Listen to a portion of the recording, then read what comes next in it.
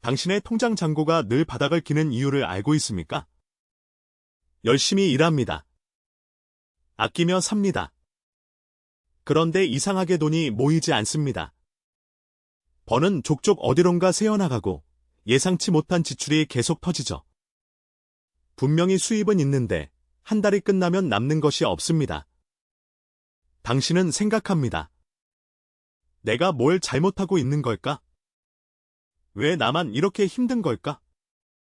다른 사람들은 어떻게 돈을 모으는 걸까? 그런데 오늘 이 영상에서 당신이 반드시 알아야 할 충격적인 진실을 말씀드리겠습니다. 돈이 모이지 않는 것은 단순히 경제적인 문제가 아닙니다. 영적인 문제일 수 있습니다. 당신의 재정에 보이지 않는 구멍이 뚫려 있을 수 있죠. 이 영상을 끝까지 보시면 왜 당신의 돈이 새어나가는지, 그리고 어떻게 그 구멍을 막을 수 있는지 명확하게 알게 될 것입니다. 영상 마지막에는 당신의 재정을 완전히 바꿀 수 있는 강력한 영적 과제도 알려드리겠습니다. 놓치지 마세요. 당신의 재정이 달라질 수 있습니다. 많은 사람들이 돈 문제를 순전히 경제적인 시각으로만 바라봅니다. 더 많이 벌면 해결될 거야. 더 아끼면 나아지겠지. 좋은 투자처만 찾으면 돼. 이렇게 생각하죠? 물론 경제적인 지혜도 필요합니다. 하지만 그것만으로는 설명되지 않는 현상이 있습니다. 같은 월급을 받는데 어떤 사람은 돈이 모이고 어떤 사람은 모이지 않습니다. 비슷한 사업을 하는데 어떤 사람은 번창하고 어떤 사람은 망합니다. 똑같은 조건인데 결과가 완전히 다르죠. 왜 그럴까요? 보이지 않는 영역에서 무언가가 작동하고 있기 때문입니다. 성경은 이것을 분명하게 말씀하고 있습니다. 학개서 1장 6절을 보세요. 너희가 많이 뿌릴지라도 수확이 적으며 먹을지라도 배부르지 못하며 마실지라도 흡족하지 못하며 입을지라도 따뜻하지 못하며 일꾼이 삭슬 받아도 그것을 구멍 뚫어진 주머니에 넣는 것과 같도다. 구멍 뚫어진 주머니. 이것이 바로 당신의 재정 상태일 수 있습니다. 아무리 벌어도 새어나가는 것이죠. 왜 이런 일이 일어나는 걸까요? 그 충격적인 이유를 지금부터 하나씩 말씀드리겠습니다. 당신의 돈이 안 모이는 첫 번째 영적인 이유는 불평과 원망입니다. 이것은 생각보다 훨씬 심각한 문제입니다. 당신의 입에서 어떤 말이 나오고 있습니까? 월급이 너무 적어? 물가는 왜 이렇게 올라? 세금은 또 왜 이렇게 많이 떼가? 내 팔자가 이 모양이야.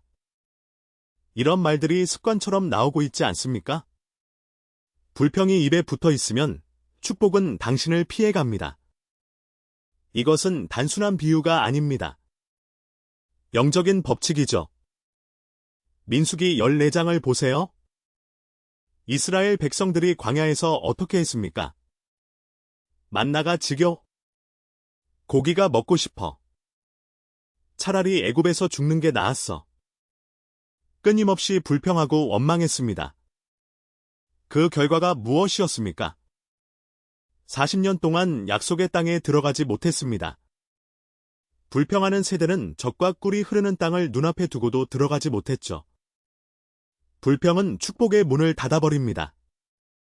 하나님께서는 감사하는 자에게 더 주십니다. 불평하는 자에게는 있는 것도 빼앗기죠.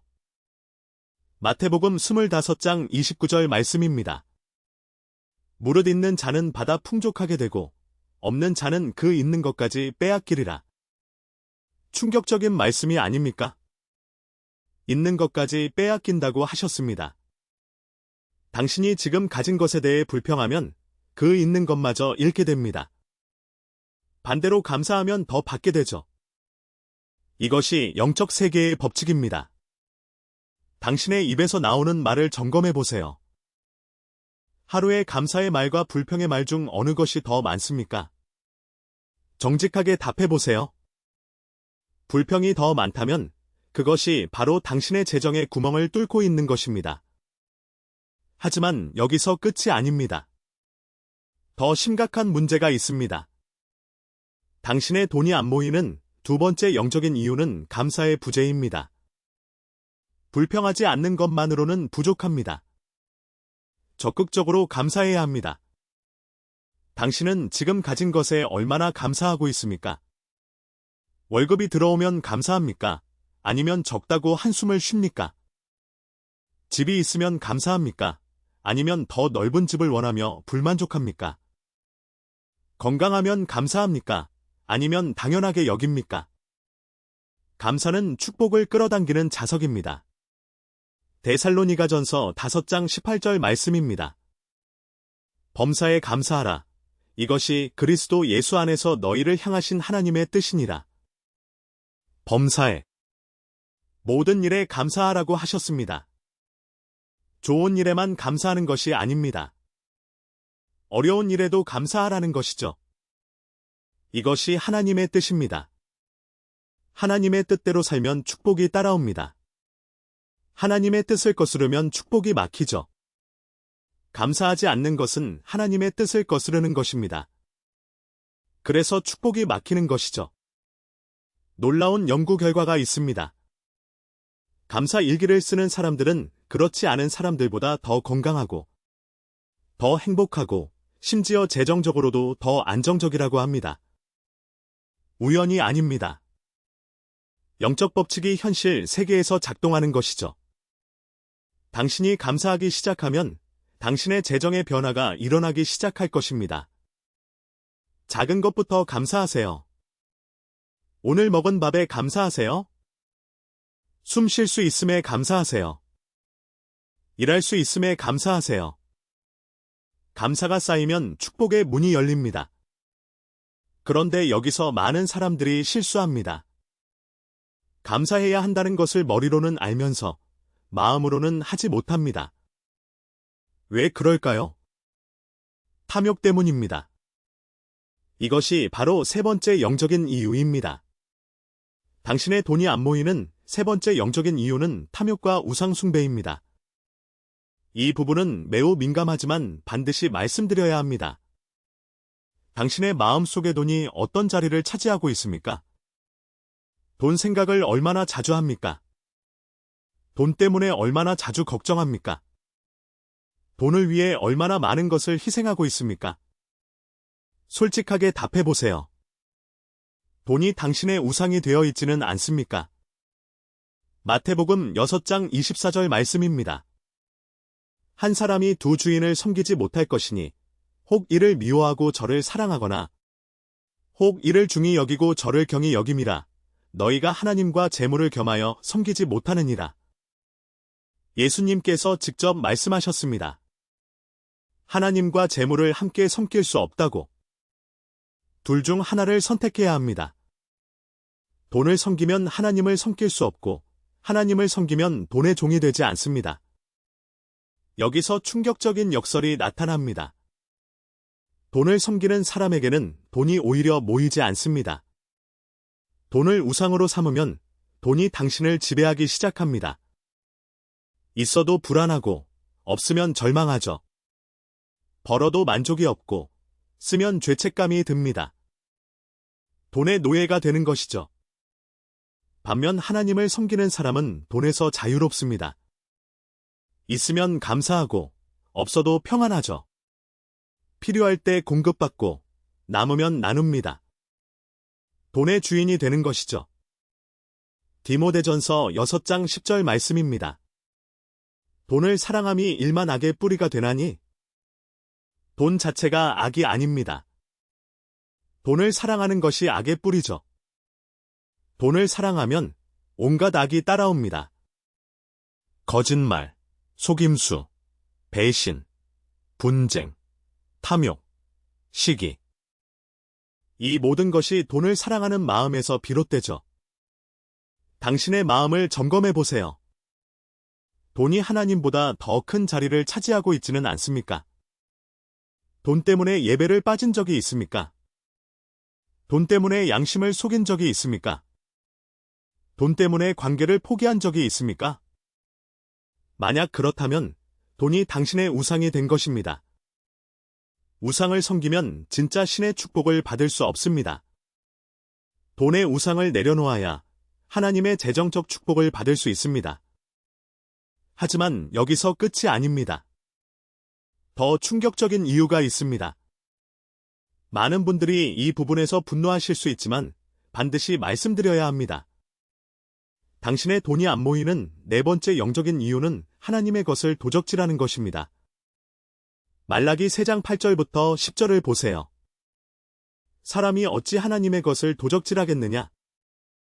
그러나 너희는 나의 것을 도적질하고도 말하기를 우리가 어떻게 주의 것을 도적질하였나이까 하는도다. 이는 곧 11조와 헌물이라. 이 부분에서 많은 사람들이 불편해합니다. 11조 이야기를 하면 돈 이야기한다고 싫어하죠.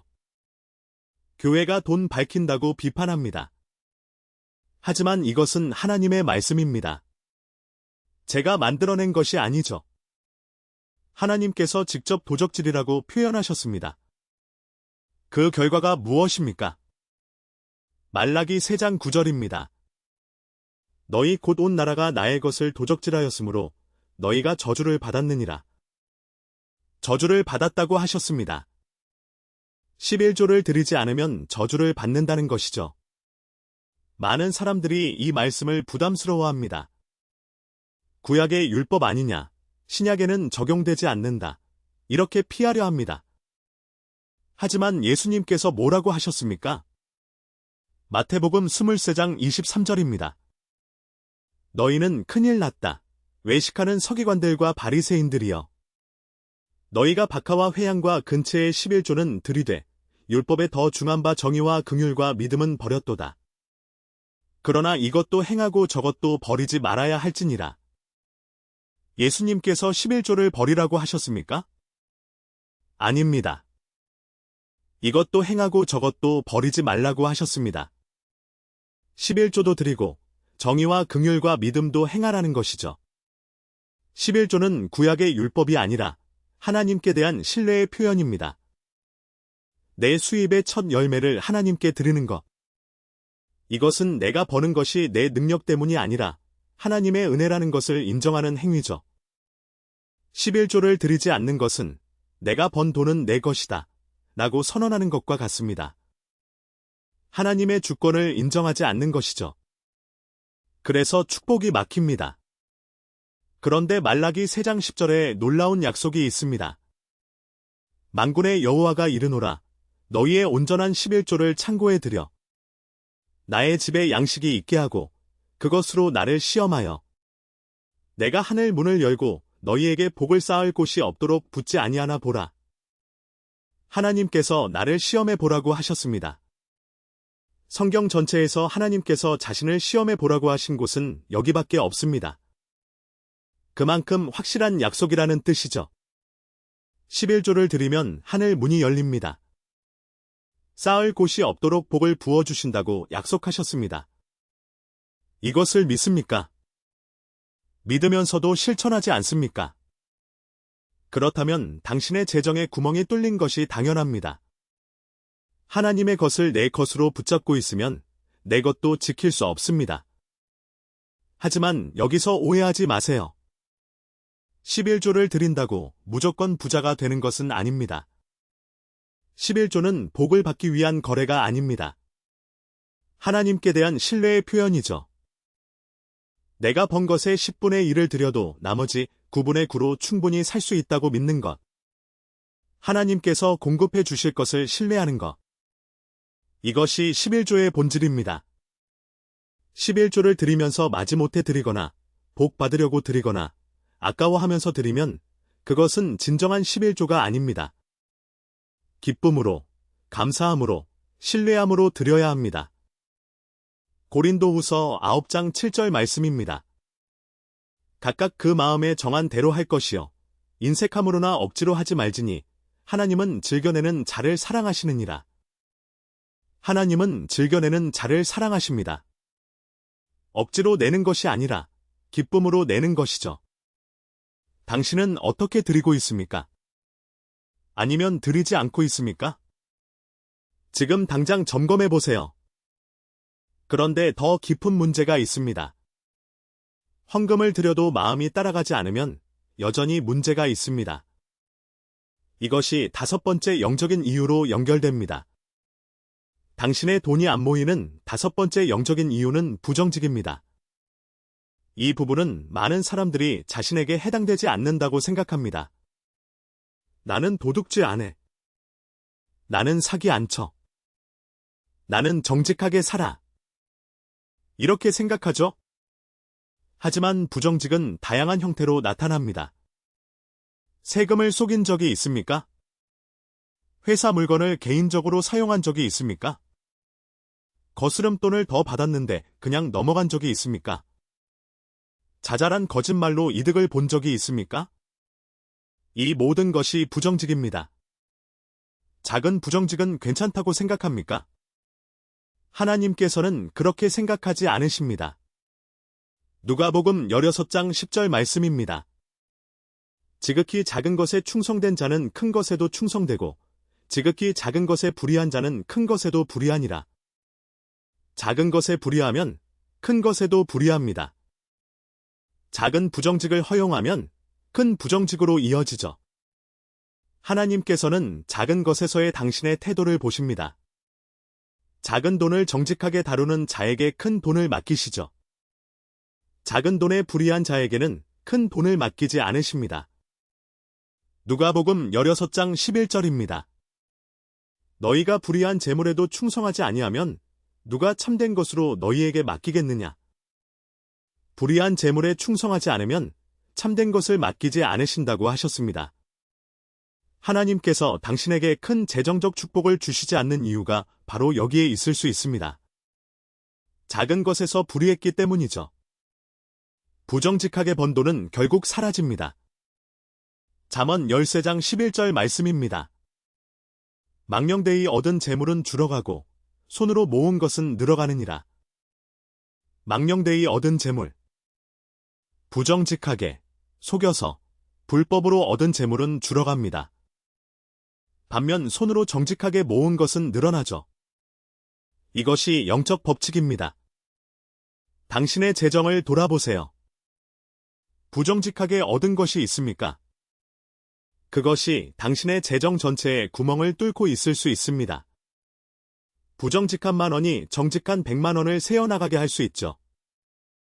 이제 지금까지 말씀드린 5가지를 정리해드리겠습니다. 불평과 원망, 감사의 부재, 탐욕과 우상숭배, 하나님의 것을 도적질함, 부정직. 이 5가지가 당신의 재정에 구멍을 뚫고 있는 영적인 원인입니다. 하지만 여기서 끝이 아닙니다. 더 깊이 들어가야 합니다.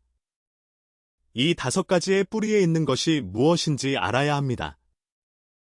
그래야 근본적인 해결이 가능하죠. 이 모든 것의 뿌리는 하나님을 신뢰하지 않는 것입니다.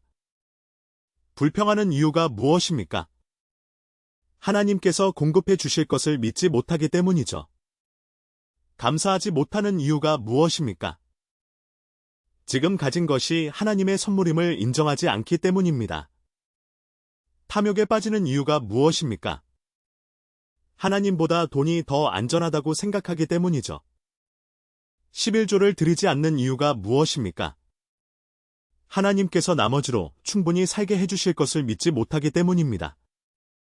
부정직한 이유가 무엇입니까? 정직하게 살면 손해볼 것 같다고 생각하기 때문이죠. 결국 모든 문제의 뿌리는 하나님을 신뢰하지 않는 것입니다. 마태복음 6장 31절부터 33절 말씀입니다. 그러므로 염려하여 이르기를 무엇을 먹을까, 무엇을 마실까, 무엇을 입을까 하지 말라. 이는 다 이방인들이 구하는 것이라. 너희 하늘 아버지께서 이 모든 것이 너희에게 있어야 할 줄을 아시느니라. 너희는 먼저 그의 나라와 그의 의를 구하라. 그리하면 이 모든 것을 너희에게 더하시리라. 예수님께서 직접 약속하셨습니다. 하나님의 나라와 의를 먼저 구하면 이 모든 것을 더해 주신다고. 돈 걱정하지 말라고 하셨습니다. 하나님께서 아시고 공급해 주신다고 하셨죠. 이 말씀을 믿습니까? 믿는다면 왜 걱정합니까? 믿는다면 왜 불평합니까? 믿는다면 왜 탐욕을 부립니까? 믿음과 행동이 일치하지 않으면 그것은 진정한 믿음이 아닙니다. 야고보서 2장 17절 말씀입니다. 이와 같이 행함이 없는 믿음은 그 자체가 죽은 것이라. 하나님을 신뢰한다고 말하면서 불평하고 감사하지 않고 탐욕을 부리고 11조를 드리지 않고 부정직하면 그것은 죽은 믿음입니다. 살아있는 믿음은 행동으로 나타납니다. 이제 당신이 무엇을 해야 하는지 말씀드리겠습니다. 먼저 회개해야 합니다. 지금까지 불평하고 원망한 것을 회개하세요. 감사하지 않은 것을 회개하세요. 돈을 우상으로 삼은 것을 회개하세요. 하나님의 것을 드리지 않은 것을 회개하세요. 부정직했던 것을 회개하세요. 회개 없이는 변화가 없습니다. 요한일서 1장 9절 말씀입니다. 만일 우리가 우리 죄를 자백하면 그는 미쁘시고 의로우사 우리 죄를 사하시며 우리를 모든 불의에서 깨끗하게 하실 것이요. 죄를 자백하면 용서받고 깨끗해집니다. 재정적인 죄도 마찬가지죠. 하나님 앞에 고백하고 회개하면 하나님께서 새롭게 시작할 기회를 주십니다. 그 다음은 습관을 바꾸는 것입니다. 불평 대신 감사를 선택하세요. 매일 아침 3가지씩 감사 제목을 적어보세요. 처음에는 어색하더라도 계속하세요. 습관이 되면 마음이 바뀝니다. 마음이 바뀌면 입이 바뀝니다. 입이 바뀌면 현실이 바뀝니다. 11조를 드리기 시작하세요. 처음에는 두려울 수 있습니다. 10분의 1을 드리면 남은 것으로 어떻게 살지 걱정되죠. 하지만 하나님의 약속을 믿으세요. 말라기 3장 10절에서 하나님께서 직접 시험해 보라고 하셨습니다. 시험해 보세요. 하나님께서 하실 일을 직접 경험하게 될 것입니다. 정직하게 사세요. 작은 것에서부터 정직하세요. 세금을 정확히 내세요. 회사 물건을 개인적으로 쓰지 마세요. 거스름돈이 잘못 나오면 돌려주세요. 거짓말로 이득을 취하지 마세요. 작은 정직이 쌓이면 큰 신뢰가 됩니다. 하나님께서 당신을 신뢰하시면 큰 것을 맡기십니다. 그런데 여기서 한 가지 더 말씀드려야 할 것이 있습니다. 이것을 모르면 지금까지의 모든 노력이 헛될 수 있습니다. 세대를 통해 내려오는 재정적 저주가 있을 수 있습니다. 이것은 많은 사람들이 모르는 영적 현실입니다. 당신의 조상들 중에 부정직하게 재물을 모은 사람이 있을 수 있습니다. 남의 것을 빼앗거나 사기를 치거나 불법으로 돈을 번 사람이 있을 수 있죠. 그 죄의 결과가 세대를 통해 내려오고 있을 수 있습니다. 출애굽기 20장 5절 말씀입니다.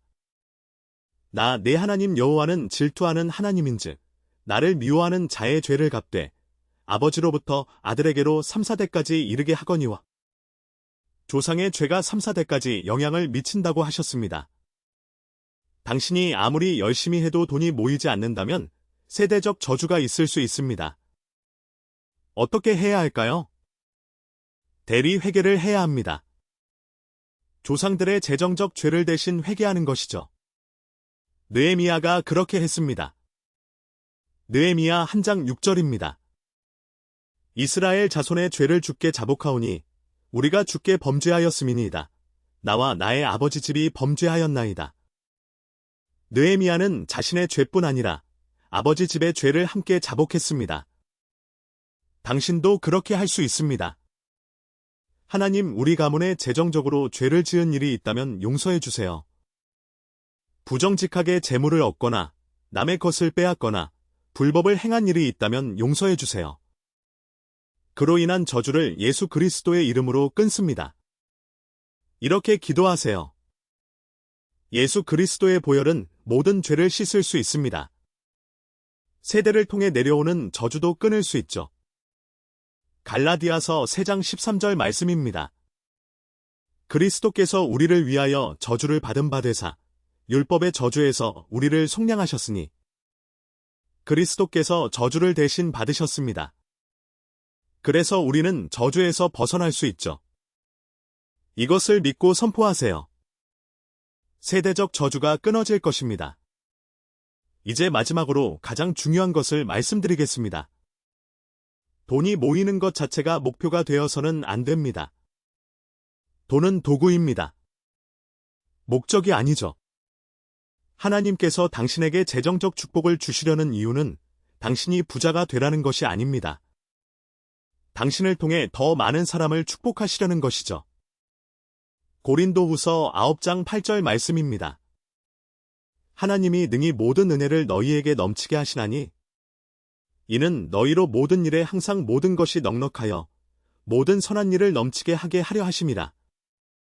하나님께서 넉넉하게 해주시는 이유는 모든 선한 일을 넘치게 하게 하려 하심이라고 하셨습니다. 당신이 축복받는 이유는 축복의 통로가 되기 위함입니다. 받기만 하는 것이 아니라 주기 위해 받는 것이죠. 당신의 재정이 회복되면 그 재정으로 무엇을 할 것입니까? 더 큰 집에서 살고, 더 좋은 차를 타고, 더 비싼 것을 사겠습니까? 물론 그것도 할 수 있습니다. 하지만 그것이 전부가 되어서는 안 됩니다. 하나님의 나라를 위해 사용하세요. 어려운 이웃을 도우세요. 선교를 후원하세요. 교회를 섬기세요. 축복의 통로가 되세요. 그러면 더 큰 축복이 흘러올 것입니다. 누가복음 6장 38절 말씀입니다. 주라, 그리하면 너희에게 줄 것이니 곧 후히 되어 누르고 흔들어 넘치도록 하여 너희에게 안겨주리라. 주면 받습니다. 후히 되어 누르고 흔들어 넘치도록 받습니다. 이것이 하나님 나라의 경제 원리입니다. 세상의 원리와 정반대죠. 세상은 움켜쥐어야 부자가 된다고 합니다. 하나님 나라에서는 나누어야 부자가 됩니다. 세상은 받아야 풍요로워진다고 합니다. 하나님 나라에서는 주어야 풍요로워집니다. 어느 원리를 따를 것입니까? 하나님의 원리를 따르면 하나님의 축복을 받습니다. 세상의 원리를 따르면 세상의 결과를 받죠. 당신의 선택입니다. 지금 당신에게 영적 과제를 드리겠습니다. 오늘부터 7일 동안 다음의 것들을 실천하세요. 매일 아침 5가지 감사 제목을 적으세요. 아무리 작은 것이라도 괜찮습니다. 감사하는 습관을 들이세요. 불평하려고 할 때마다 그 말을 삼키고 감사로 바꾸세요. 이번 주 수입의 11조를 드리세요. 처음이라면 두려울 수 있습니다. 하지만 하나님의 약속을 믿고 도전해보세요.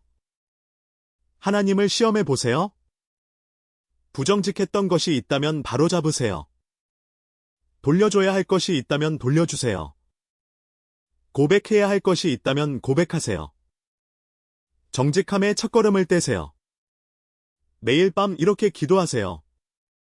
하나님, 제 재정을 주님께 맡깁니다. 제 불평과 원망을 용서해 주세요. 감사하지 못한 것을 용서해 주세요. 돈을 우상으로 삼은 것을 용서해 주세요. 주님의 것을 드리지 않은 것을 용서해 주세요. 부정직했던 것을 용서해 주세요. 우리 가문에 재정적 저주가 있다면 끊어주세요. 제가 축복의 통로가 되게 해주세요. 예수님의 이름으로 기도합니다. 이 과제를 7일 동안 성실히 실천하면 당신의 마음이 변화될 것입니다. 마음이 변하면 행동이 변합니다. 행동이 변하면 습관이 변합니다. 습관이 변하면 인생이 변합니다. 당신의 재정이 달라질 것입니다. 구멍 뚫린 주머니가 메워질 것입니다. 하나님의 축복이 흘러들어올 것입니다. 오늘 이 영상을 보게 된 것은 우연이 아닙니다. 하나님께서 지금 이 순간 당신의 재정에 대해 말씀하고 계신 것입니다. 당신은 선택해야 합니다. 지금까지처럼 살 것인가, 아니면 변화를 선택할 것인가? 지금까지처럼 불평하고, 감사하지 않고, 탐욕을 부리고, 드리지 않고, 부정직하게 살 것입니까? 아니면 오늘부터 감사하고, 나누고, 드리고, 정직하게 살 것입니까? 선택은 당신의 몫입니다. 하지만 결과는 하나님의 원리를 따릅니다. 하나님의 원리대로 살면 하나님의 축복을 받습니다. 잠언 3장 9절부터 10절 말씀으로 마치겠습니다. 내 재물과 내 소산물의 처음 익은 열매로 여호와를 공경하라. 그리하면 내 창고가 가득히 차고 내 포도즙 틀에 새 포도즙이 넘치리라. 하나님을 공경하면 창고가 가득 찹니다. 넘치도록 축복하십니다. 이 약속을 믿고 실천하세요. 당신의 재정이 회복될 것입니다. 이 메시지가 필요한 누군가에게 닿을 수 있도록 구독과 좋아요로 함께해 주세요.